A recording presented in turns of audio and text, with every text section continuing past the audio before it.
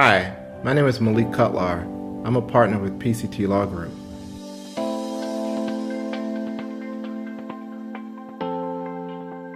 Today we're going to talk about retaliation. During the last few years, there's been a substantial rise in the number of retaliation claims filed by employees, and there's been a substantial rise in what courts consider retaliation claims. According to the EEOC, since 2008, more than a third of the charges filed with the agency have been retaliation claims. And in 2010, for the first time, more retaliation claims were filed than claims of discrimination. Retaliation claims often accompany claims of discrimination, but they are often more difficult to defend than the underlying discrimination claims. What are the basics of a retaliation claim?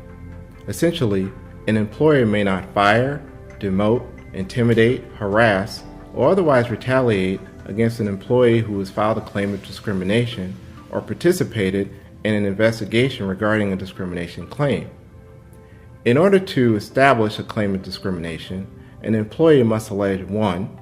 That they engaged in protected activity, 2. An adverse employment action was taken against them, and 3. There exists a causal connection between the protected activity and the adverse employment action.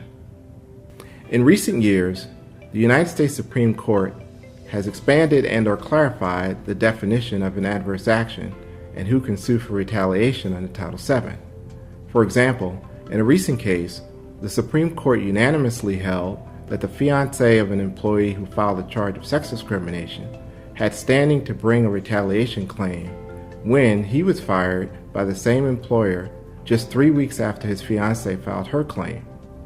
This case was unique as it involved retaliation against someone other than the employee who filed the employment claim.